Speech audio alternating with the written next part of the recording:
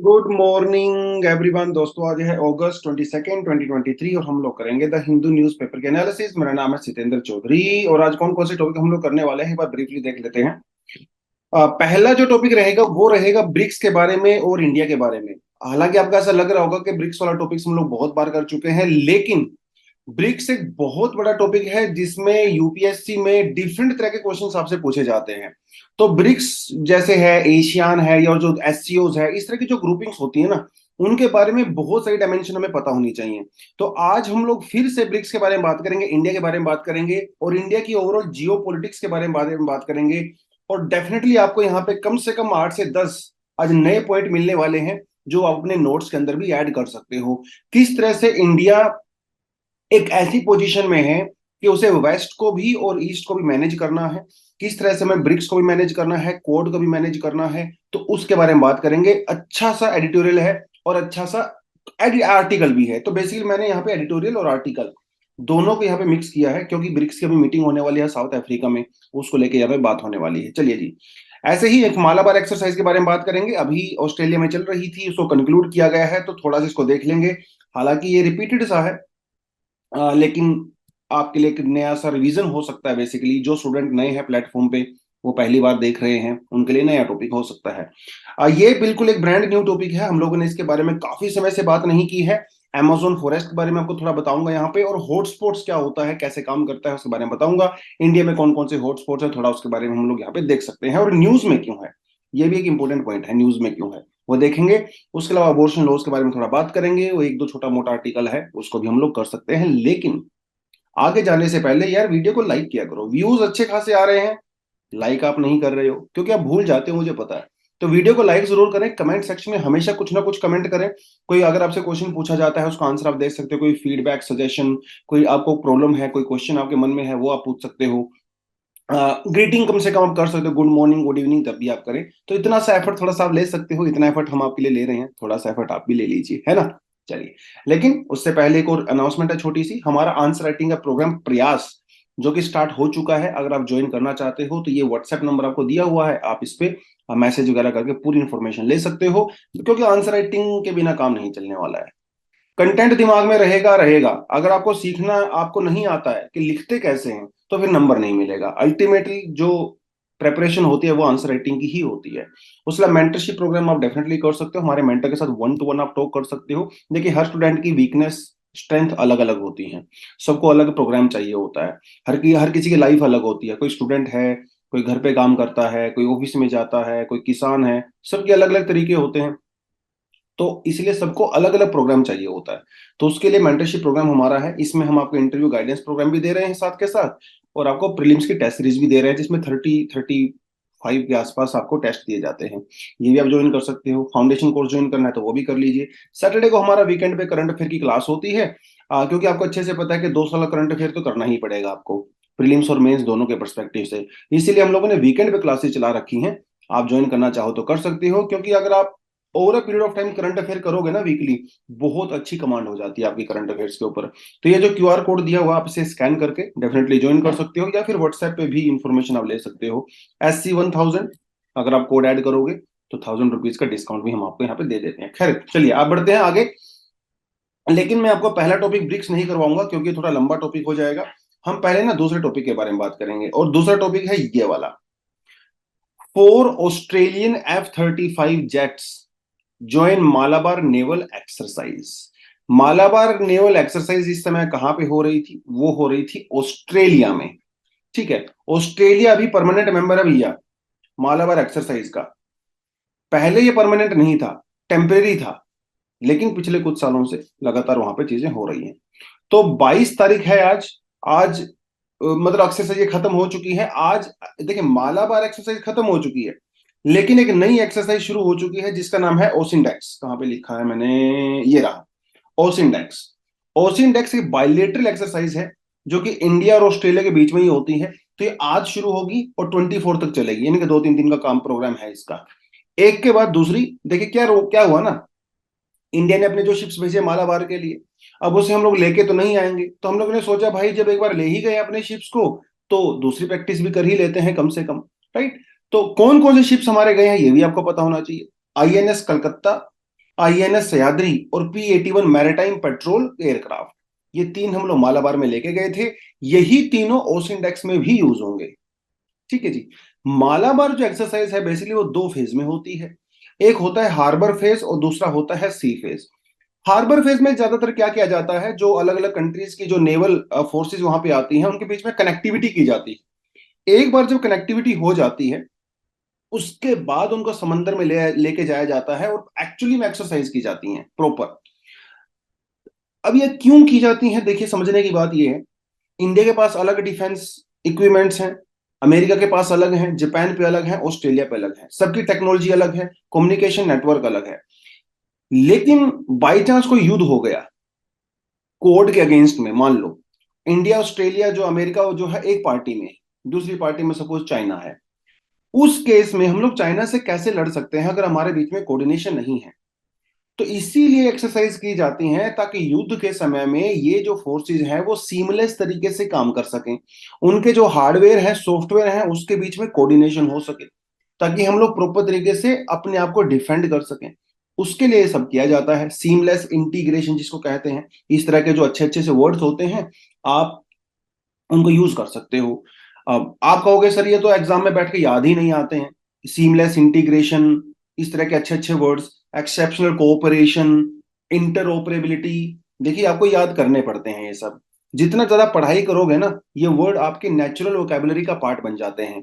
जब आप नोट्स बनाते हो कोशिश किया करो कि इस तरह के वर्ड आप यूज करो। अब ये देखिए डिफरेंट, ये डिफिकल्ट वर्ड नहीं है। डिफिकल्ट वर्ड वो होते हैं जिसके लिए आपको डिक्शनरी उठानी पड़ती है। मुझे नहीं लगता कोई भी स्टूडेंट जिसका इंग्लिश मीडियम है एक्सेप्शनल कोऑर्डिनेशन के लिए उसे डिक्शनरी उठाने की रिक्वायरमेंट है। सीमलेस इंटीग्रेशन कितना सिंपल वर्ड है लेकिन कितना इफेक्टिव पावरफुल है। तो ये आप यार एक IAS ऑफिसर बनने जा रहे हो, आप एक एडमिनिस्ट्रेटर बनने जा रहे हो, आपसे तो उम्मीद की जाती है कि आम आदमी की लैंग्वेज से आपकी लैंग्वेज थोड़ी सी तो एटलीस्ट बेटर होगी। और वो इसी तरह से होती है जब आप अच्छे वर्ड्स का यूज करते हो, सिंपल लेकिन अच्छे words, seamless integration, exceptional coordination, interoperability, multilateral exercises, कितने छोटे छोटे वर्ड हैं लेकिन है बड़े मजेदार। ये आप अपने वोकैबुलरी का पार्ट बना सकते हो। ठीक है, तो ये सब हम लोगों ने किया है। मालाबार एक्सरसाइज, देखिए मालाबार एक्सरसाइज में आज चारों कंट्री हैं कोड वाले, लेकिन शुरुआत से ऐसा नहीं था। शुरुआत में जब 1992 में एक्सरसाइज शुरू हुई थी ना, उस समय ये बायलेटरल एक्सरसाइज थी, सिर्फ इंडिया और USA के बीच में हुआ करती थी। ठीक है, बाद में क्या हुआ, जब 1998 1999 में जब इंडिया ने न्यूक्लियर टेस्ट किए तो इंडिया के ऊपर बैन लगा दिए गए। तो 1996 के बाद ये एक्सरसाइज होनी बंद हो गई। ठीक है, फिर बाद में इंडिया के ऊपर न्यूक्लियर टेस्ट होने की वजह से सब कुछ हुआ। फिर बाद में एक्सरसाइज 2002 में दोबारा से स्टार्ट हुई और 2002 के बाद ये एक्सरसाइज हर साल की जाती है। जापान और ऑस्ट्रेलिया ने पहली बार 2007 में इसमें पार्टिसिपेट किया, लेकिन बाद में चाइना ने धमकी दे दिया ऑस्ट्रेलिया को, क्योंकि चाइना और ऑस्ट्रेलिया के रिलेशन काफी अच्छे हुआ करते थे पहले। तो ऑस्ट्रेलिया इससे बाहर निकल गया था। ठीक है, जापान ने भी 2015 में इसको as a permanent member join कर लिया है और 2020 के बाद ये एक्सरसाइज अभी परमानेंट हो गई है। ऑस्ट्रेलिया अभी इसमें परमानेंट पार्टिसिपेट करता है। ऑस्ट्रेलिया अभी, चाइना के रिलेशन आपको पता ही है कोविड के बाद काफी खराब हो गए हैं, तो अब ऑस्ट्रेलिया सुनता नहीं है बेसिकली चाइना की। तो उसकी वजह से मालाबार एक्सरसाइज में अभी चारों कंट्री परमानेंट है, हर साल होती है। बड़ी जबरदस्त एक्सरसाइज है और पूरी दुनिया की नजर रहती है मालाबार एक्सरसाइज के ऊपर। चलिए जी, Ecuadorian reject oil drilling the Amazon in historic decision. Ecuador के जो जंगल हैं, अमेजोन रेन फॉरेस्ट भी जिसे कहते हैं, इक्वेटोरियल रेन फॉरेस्ट कहते हैं, ब्रॉड लीव रेन फॉरेस्ट, आप जो भी कह सकते हो, वहां पे ऑयल की डिस्कवरी की गई। वहां की जो सरकार है वो चाहती थी कि हम उस ऑयल को ड्रिल करें, उसे निकालें, उसको बेचें और अपनी इकोनॉमी को इंप्रूव करें। लेकिन ये जो अमेजोन रेन फॉरेस्ट हैं, ये जो इक्वेडोर में पाए जाते हैं, ये दुनिया के सबसे ज्यादा बायोडाइवर्स रेन फॉरेस्ट हैं। और यहाँ पे कई सारी ट्राइब ऐसी रहती हैं जो बिल्कुल हिडन ट्राइब हैं। और यहीं पे पड़ता है यसूनी नेशनल पार्क। प्रीलिम्स के लिए पॉइंट आप नोट कर लीजिए, Yasuni national park, this is the world's most biodiverse region. कुछ ट्राइब यहाँ पे रहती हैं, कौन कौन सी, Tagaeri tribe and the Taromenane tribe. और ये ट्राइब पूरी तरह से सेल्फ आइसोलेशन में रहती हैं, मतलब ह्यूमन के साथ कांटेक्ट नहीं करती हैं। आपसे पूछेगा वो एग्जाम में, प्रीलिम्स में, which of the following tribes are completely live in the self isolation, तो वहां पे आपसे पूछ सकता है ट्राइब का नाम। ठीक है, 1989 के अंदर ये सुनी, ये जो रीजन है, इसे बायोडाइवर्सिटी रिजर्व डिक्लेयर किया गया था बाय यूनेस्को। तो ये थोड़ी छोटी छोटी चीजें आपको पता होनी चाहिए। अमेजोन रेन फॉरेस्ट की बात करें तो ये यहाँ पे देखिए दिया हुआ है अमेजोन रेन फॉरेस्ट।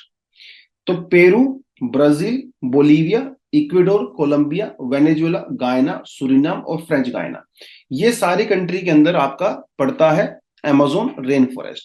इक्वेडोर देखिए यहाँ पे, अरे इक्वेडोर बिल्कुल इक्वेटर के ऊपर पड़ता है। इसका नाम इक्वेडोर पड़ा ही इसीलिए है क्योंकि पड़ता ही इक्वेटर के ऊपर है। तो Ecuador is that country which lies over the equator. तो यहाँ पे पाए जाते हैं बहुत ही ज्यादा डेंस रेन फॉरेस्ट। तो जब वहां पे रेफरेंडम करवाया गया इक्वाडोर में, तो 60-70% लोगों ने ये कहा कि नहीं भाई, हम लोग गरीब में रह लेंगे, गरीबी चलेगा, लेकिन ऑयल ड्रिलिंग नहीं करेंगे। तो ये तो बेसिकली नॉर्मल सी जो जिसके लिए न्यूज में है। 40% जो ब्राजील का पूरा एरिया है वो एक्चुअली इन्हीं रेन फॉरेस्ट के अंदर में आता है। अमेजोन रेन फॉरेस्ट इतने ज्यादा डेंस होते हैं कि उन्हें लंग्स, उन्हें कहा जाता है lungs of the forest, lungs of the earth. Lungs का काम क्या होता है? एयर को फिल्टर करना।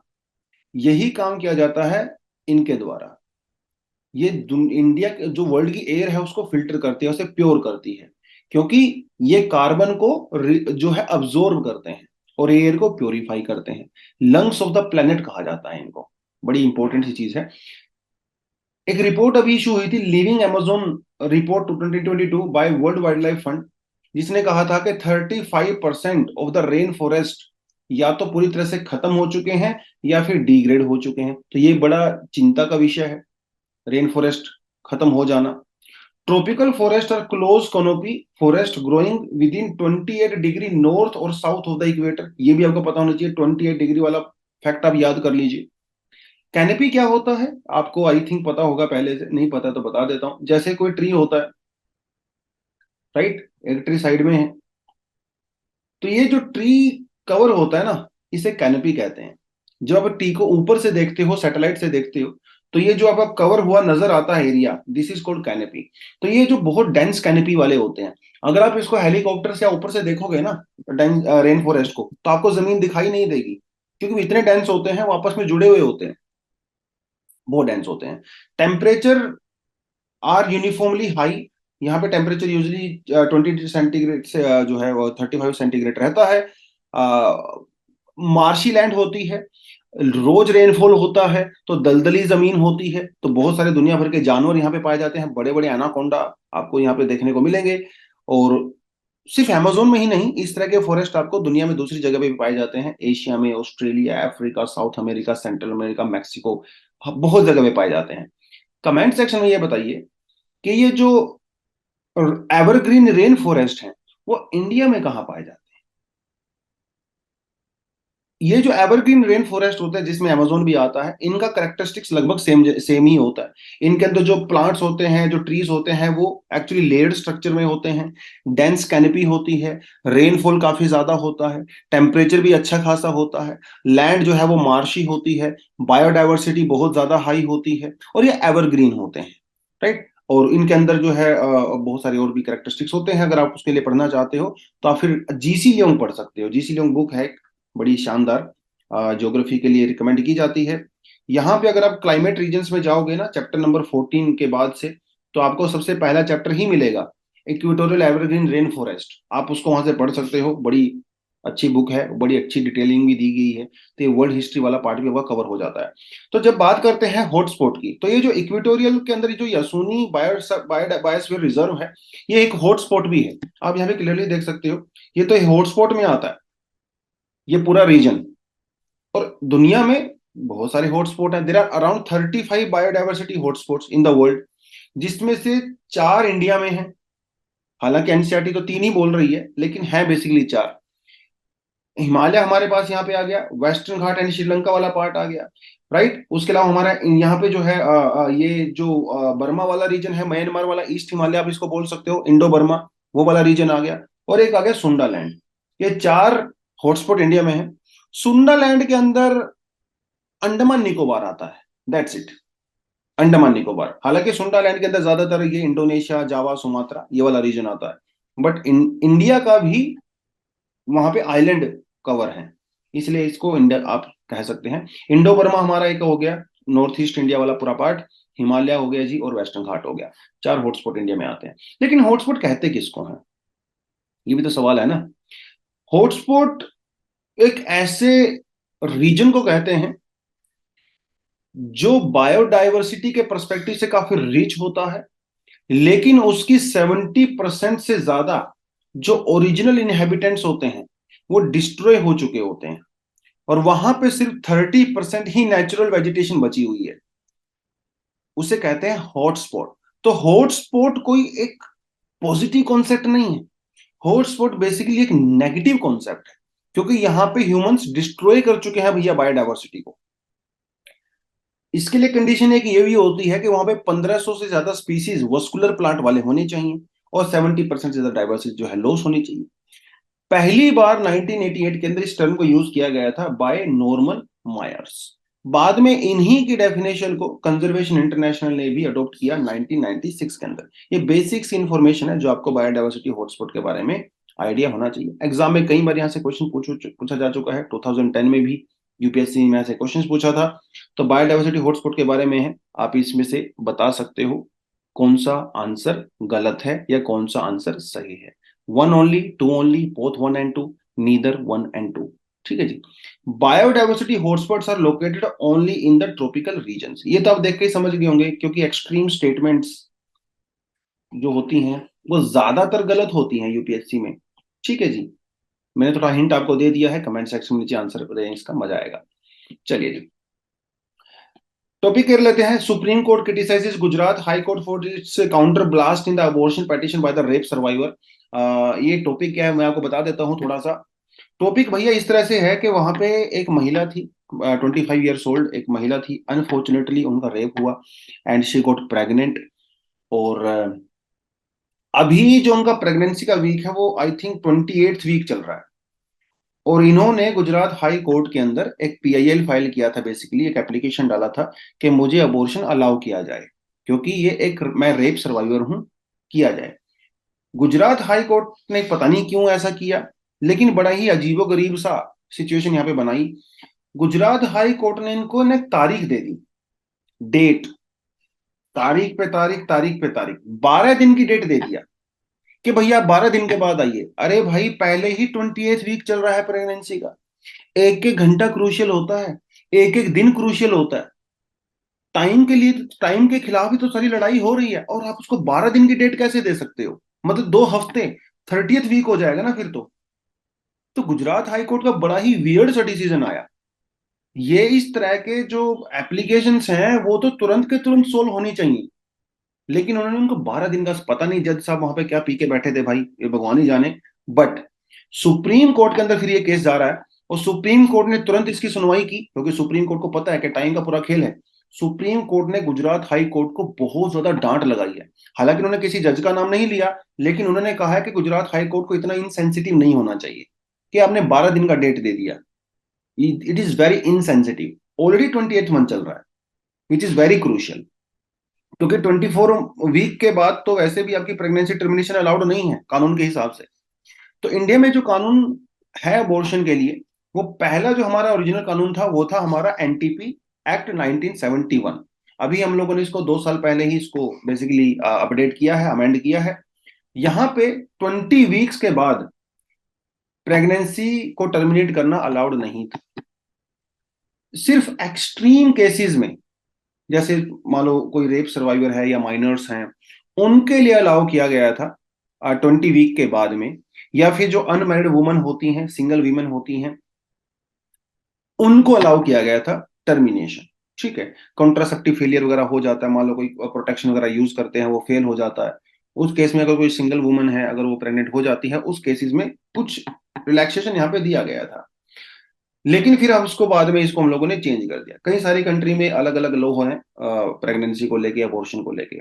कई कंट्री में तो पूरी तरह से प्रोहिबिट किया गया है, कई में थोड़ा अलाउड है।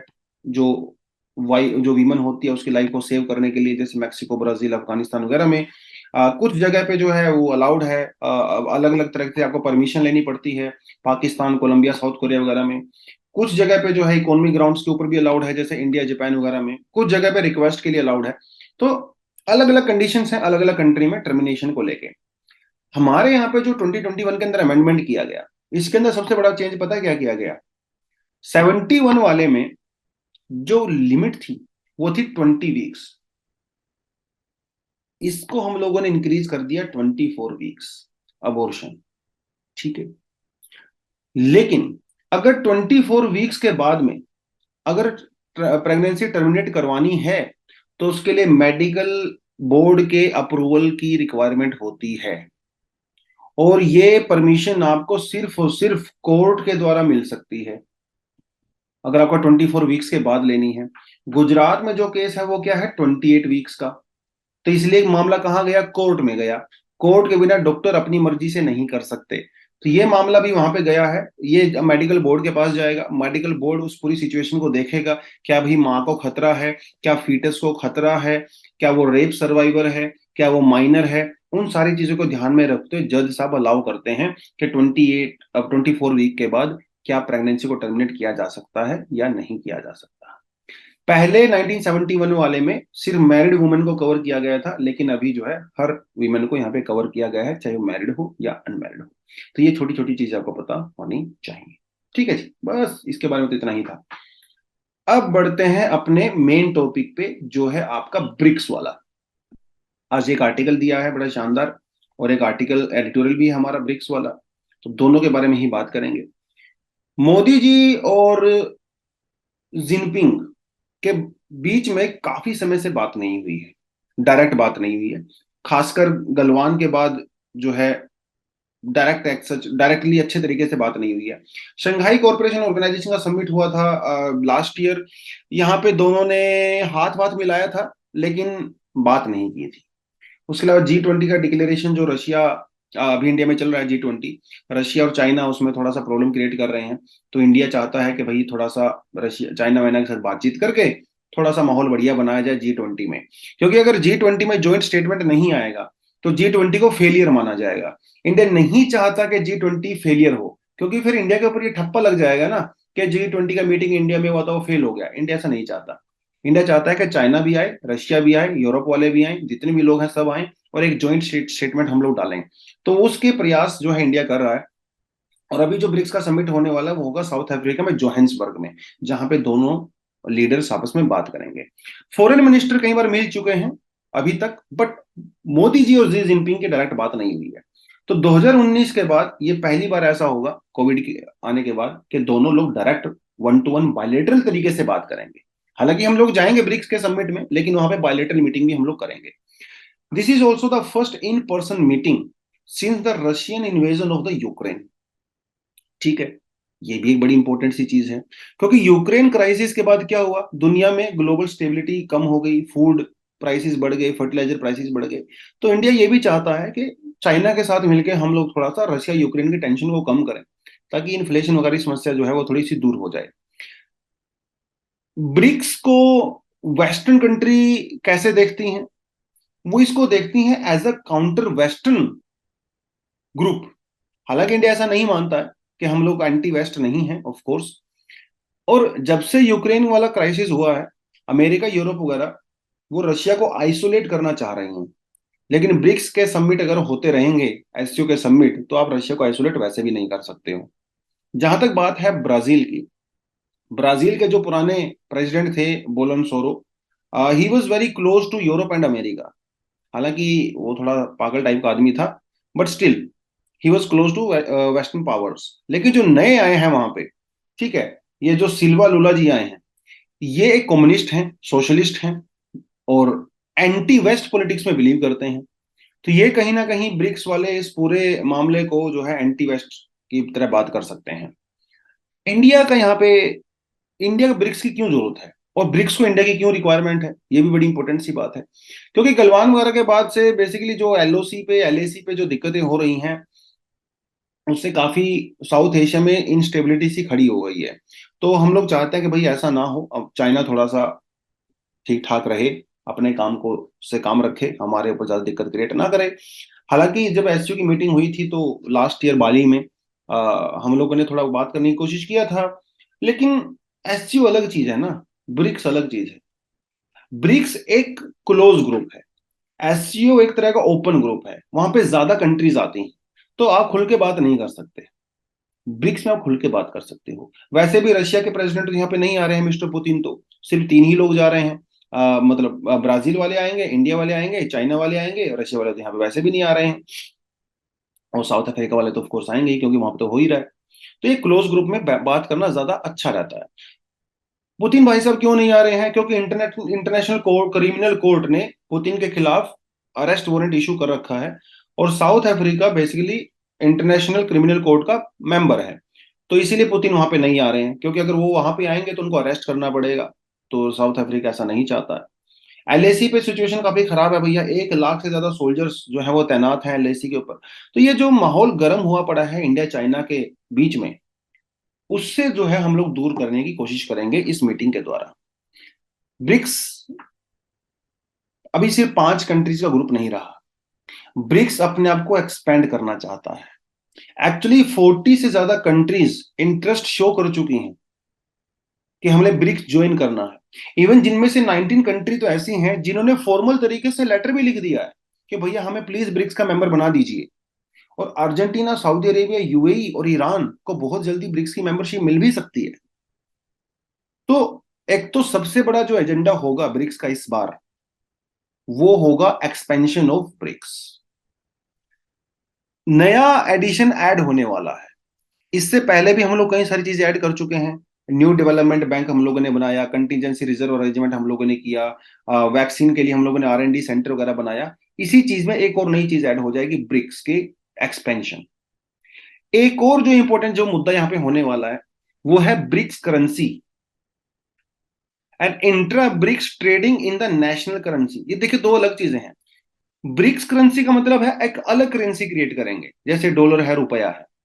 हालांकि ये आइडिया कुछ साल पहले आया था, बट वो इतना ज्यादा सक्सेसफुल नहीं हो पाया, और होगा भी नहीं। तो कोशिश ये रहेगी कि ब्रिक्स कंट्री आपस में एक दूसरे की नेशनल करेंसीज में डील करें। इससे होगा क्या, डॉलर का डोमिनेशन कम हो जाएगा, राइट। ये डिस्कशन हम लोग करेंगे, वो होगा कि नहीं होगा वो एक अलग बात है। कोशिश किया था इंडिया ने रशिया के साथ रुपये में डिस्कशन ट्रेड करने का, बट वो सक्सेसफुल नहीं हो पाया। अगर ऐसा होता है तो यहाँ पे डेफिनेटली चाइनीज करेंसी डोमिनेट करेगी। इंडियन रुपी तो यहाँ पे डोमिनेट वैसे भी नहीं करने वाला है। चाइनीज करेंसी, अभी भी हम लोग रशिया के साथ जो डील कर रहे हैं वो चाइनीज करेंसी में ही कर रहे हैं। रशिया हमसे जो डील कर रहा है वो भी चाइनीज करेंसी में ही ज्यादातर कर रहा है। तो एक तो ये मुद्दा यहाँ पे बड़ा इंपॉर्टेंट होने वाला है। लेकिन ब्रिक्स की सक्सेस को लेके बड़े डाउट हैं। जब ब्रिक्स को लॉन्च किया गया था ना, तो पूरी दुनिया में ब्रिक्स को एक बड़ी ही जबरदस्त एक सक्सेस की स्टोरी के रूप में देखा गया था कि ब्रिक्स में ये हो जाएगा, वो हो जाएगा, बहुत सारा पोटेंशियल था ब्रिक्स के अंदर। लेकिन उसकी कुछ लिमिटेशंस भी हैं। लिमिटेशंस भाई सीधी सी बात ये है कि ब्रिक्स कंट्री के बीच में खुद ही झगड़े चलते रहते हैं, राइट। इंडिया चाइना को आप देख लीजिए। तो जब आप खुद ही झगड़े कर रहे हो, तब दुनिया से क्या ही आप फिर उम्मीद रखोगे? ये यहाँ पे एक बड़ी इंपॉर्टेंट चीज है। इकोनॉमिक अग्रीमेंट खुद हम लोग नहीं कर पा रहे हैं, और as a result of that BRICS as a group investment यहाँ पे नहीं आती है। अलग अलग कंट्री में इन्वेस्टमेंट आती है नो डाउट, लेकिन ब्रिक्स एज अ ग्रुप यहाँ पे इन्वेस्टमेंट नहीं आती है। पहले ब्रिक्स को माना गया था as a alternative to IMF, world bank, लेकिन बाद में ब्रिक्स का करेक्टर चेंज हो गया। This is now more like a reactive group, more like a revisionist group rather than proactive group. तो ब्रिक्स किस डायरेक्शन में जा रहा है पता ही नहीं चल रहा है। और एक बात और आपको बताऊं, over a period of time BRICS के अंदर ना इंडिया ने भी इंटरेस्ट लेना कम कर दिया, because of the border issues which is happening with China. तो जब इंडिया जैसा कंट्री इंटरेस्ट लेना बंद कर देगा भाई, तो फिर ग्रुप ब्रिक्स में बचा ही क्या? हम लोग सिर्फ हमें फॉर्मेलिटी के लिए जा रहे हैं, वो मजेदार वाली बात नहीं है। लेकिन यस, यूक्रेन क्राइसिस के बाद चाइना ने ब्रिक्स को रिवाइव दोबारा से किया है, और इंडिया भी यहाँ पे अभी आ रहा है। लेट्स सी आगे क्या होगा। लेकिन पोटेंशियल तो है ब्रिक्स के अंदर, हालांकि कमियां बहुत सारी हैं, ड्रॉबैक्स हैं, बट फिर भी एक डिसेंट पोटेंशियल है। पोटेंशियल क्या है? जो इंटरनेशनल एग्जिस्टिंग इंस्टीट्यूशन है जैसे आईएमएफ हो गया, आपका वर्ल्ड बैंक हो गया, इनके अंदर तो वैसे भी बहुत सारी दिक्कतें हैं। तो ब्रिक्स एक ऑल्टरनेटिव हो सकता है इन इंस्टीट्यूशन का, खासकर एशिया में और ग्लोबल साउथ में। हम लोग नहीं कहते भैया यूरोप से हम लोग टक्कर ले रहे हैं, लेकिन हम लोग खुद का तो बना सकते हैं। इसीलिए तो 40 से ज्यादा कंट्री ने क्या किया, इंटरेस्ट शो किया है। यही तो रीजन है। और यूक्रेन के वॉर के बाद तो दोबारा से ब्रिक्स जो है वो खड़ा हो गया। ब्रिक्स बेचारा वो धीरे धीरे अपनी मौत मर रहा था, लेकिन चाइना ने उसको रिवाइव किया है, इंडिया ने भी इंटरेस्ट शो किया है, रशिया ने भी इंटरेस्ट शो किया है। क्योंकि देखिए रशिया तो चाहता ही है कि कोई इसकी सुने, क्योंकि ज्यादातर तो उसको ब्लॉक कर दिया गया है। तो ब्रिक एक ऐसा ग्रुप है जहां से रशिया की आवाज दुनिया सुन सकती है, तो रशिया भी काफी इंटरेस्ट ले रहा है ब्रिक्स में ओवर पीरियड ऑफ टाइम। तो वो कुछ चीजें हैं। अब बट इंडिया यहाँ पे फंस गया। इंडिया की पोजीशन ना यहाँ पे बड़ी यूनिक है। इंडिया बड़ा कंफ्यूजन में है, क्या करें क्या ना करें। एक तरफ कुआ है, एक तरफ खाई है। एक तरफ हम लोग ब्रिक्स का पार्ट हैं, एक तरफ हम लोग एससीओ का पार्ट हैं, दूसरी तरफ हम लोग क्वाड का पार्ट हैं, दूसरी तरफ हम लोग G20 का पार्ट हैं। हम लोग G7 ग्रुप में भी जाते हैं जब हमें इनवाइट किया जाता है। हम लोग अमेरिका के भी क्लोज हैं, फ्रांस के भी क्लोज हैं, ऑस्ट्रेलिया के भी क्लोज हैं, जापान के भी क्लोज हैं। दूसरी तरफ हम लोग ब्रिक्स और एससीओ का पार्ट भी कर रहे हैं। तो दुनिया बड़ी हैरान है कि ऐसा कैसे हो सकता है कि एक कंट्री कोड का पार्ट भी है और एससीओ ब्रिक्स का पार्ट भी है। तो इंडिया यहां पे एक ऐसी पोजीशन में है कि यहां से हल्का सा भी अगर गलती हुआ तो गड़बड़ हो जाएगा। राइट। इंडिया ना तो एंटी यूएस होना चाहता है और ना ही इंडिया एंटी रशिया होना चाहता है। तो ये हमारी जो नॉन अलाइनमेंट की पॉलिसी है उसे हम लोग आज भी फॉलो करने की कोशिश कर रहे हैं। लेकिन जिस तरह से दुनिया पोलराइज हो रही है, नॉन अलाइंड रहना उतना आसान नहीं है। आज के टाइम में अल्टीमेटली आपको कोई ना कोई साइड चूज करनी ही पड़ेगी।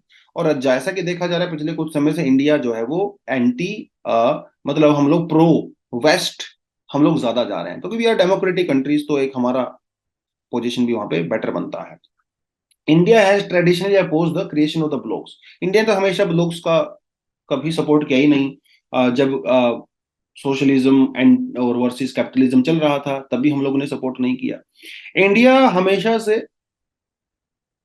फॉलो करता है किस चीज को, जस्टिस को, इक्वल डिस्ट्रीब्यूशन को एंड मल्टीपोलैरिटी को। लेकिन मल्टीपोलैरिटी यहां पे समस्या है। India always opposed two groups, लेकिन मल्टीपोलैरिटी में समस्या क्या है। अगर मल्टीपोलैरिटी होगा तो यहां पे चाइना राइज करेगा। हम लोग ना तो चाहते कि अमेरिका कंट्रोल करे दुनिया को, हम लोग नहीं चाहते कि रशिया कंट्रोल करे। लेकिन समस्या ये है कि फिर चाइना भी तो आ गया ना भाई। पहले 20 साल पहले चाइना नहीं था ग्रुप के अंदर। तो समस्या ये है कि अगर हम लोग एंटी वेस्ट जाते हैं तो ऑटोमेटिकली हम लोग चाइना की हेल्प कर रहे हैं, और अगर हम लोग एंटी चाइना जाते हैं तो हम लोग वेस्ट की तरफ जा रहे हैं, जो अलग से प्रॉब्लम है। तो इंडिया करे तो क्या करे। हम लोग खुद तो राइज कर ही रहे हैं नो डाउट, लेकिन चाइना जिस तरह से राइज कर रहा है तो वो एक दिक्कत है। अगर हम लोग एंटी अमेरिका या एंटी यूरोप पोजीशन कहीं पे भी लेते हैं, हालांकि इंडिया लेगा नहीं, तो चाइना का अपने आप ही राइज हो जाएगा। China will influence and expanded BRICS, ये भी समस्या है। हम लोगों ने ब्रिक्स क्यों ज्वाइन किया था, ताकि इंडिया को एक आवाज मिलेगी। लेकिन भाई चाइना ब्रिक्स को भी डोमिनेट कर रहा है, चाइना एससीओ को भी डोमिनेट कर रहा है। तो इंडिया को यहाँ पे जितना बेनिफिट नजर आ रहा था उतना एक्चुअली इंडिया को मिला नहीं। ये कुछ समस्या हम इंडिया पे यहाँ पे हमारे लिए हुई है। तो क्या कर सकता है इंडिया। क्या हम लोग ब्रिक्स और एससीओ के अंदर जाएं और वहां पे वेस्ट को क्रिटिसाइज करें? ऐसा भी हम लोग नहीं कर सकते। क्या हम लोग G7 के अंदर जाएं, G20 में जाएं, वहां पे चाइना को क्रिटिसाइज करें, रशिया को क्रिटिसाइज करें? हम लोग वो भी नहीं कर सकते। तो इंडिया को एक बेसिकली गोल ओरिएंटेड अप्रोच यहाँ पे अपनानी चाहिए। इंडिया को एक मॉडरेट अप्रोच यहाँ पे अपनानी चाहिए। ठीक है। चाइना, देखिए हर कोई कंट्री अपने हिसाब से काम करती है, चाइना अपने हिसाब से काम कर रहा है, उसे हम रोक तो नहीं सकते। लेकिन यस, इंडिया को एक ऐसी पोजीशन लेनी चाहिए जहां पे चाइना को एक अनवांटेड एडवांटेज ना हो, कम से कम। डेमोक्रेसी के साथ हमें जो है ज्यादा जाने की यहाँ पे रिक्वायरमेंट है। तो एक तरफ जो है ब्रिक्स और एससीओ है, ऑफ कोर्स इसके अंदर लोग पार्टिसिपेट करेंगे। लेकिन इंडिया को ये कोशिश करनी चाहिए, और इंडिया कर भी रहा है, कि ब्रिक्स और एससीओ को एंटी वेस्टर्न ग्रुप के रूप में ना देखा जाए। हमारे भी लोकल रीजनल एस्पिरेशंस हैं, वो भी हमें ध्यान में रखने हैं, जरूरी है। राइट। जो यूरोसेंट्रिक फोरम है, जैसे United nation security council, SCO, WTO, ये सब यूरोप डोमिनेट करता है, अमेरिका डोमिनेट करता है। इनसे भी हमें लड़ना है ताकि एशिया के अंदर, ग्लोबल साउथ के अंदर ज्यादा रिप्रेजेंटेशन मिल सके। लेकिन साथ के साथ हमें ये भी देखना है कि कहीं हम लोग चाइना की हेल्प तो नहीं कर रहे हैं, वो भी देखना जरूरी है। तो इन सब चीजों को लेकर थोड़ा सा बैलेंस बनाना पड़ेगा। आप अलग, इस पूरे सेक्शन से ना डिफरेंट तरह के क्वेश्चन आ सकते हैं एग्जाम में, 50 तरह के क्वेश्चन यहाँ से बन सकते हैं। तो इस पूरे इशू के ऊपर आपकी अच्छी खासी कमांड होनी चाहिए, तब जाके आप कोई भी आंसर को लिख सकते हो। Discuss the potential of the BRICS and its limitations, discuss हम लोगों ने किया। BRICS is seen as the alternative of the post world war global order. जैसे IMF की मैं बात कर रहा हूँ यहाँ पे, वर्ल्ड बैंक की हम लोग यहाँ पे बात कर रहे हैं, वो सब। तो ब्रिक्स उसका एक ऑल्टरनेटिव नजर आता है, आप इसके ऊपर कमेंट कर सकते हो। India needs to balance its position between west and the east with respect to regional groupings, analyse करिए। आप 150 वर्ड में, 250 वर्ड में, जैसे आपकी श्रद्धा है आप आंसर लिख सकते हो। ठीक है, प्रैक्टिस के लिए। उसके अलावा हमारे पास कुछ एक दो एडिशनल आर्टिकल हैं, पढ़ना चाहो तो आप वो भी पढ़ सकते हो। ठीक है जी। चंद्रयान के बारे में हम लोग कल डेफिनेटली बात करेंगे। तो आज के लिए बच्चों इतना ही था। Thank you very much, all the best, जय हिंद।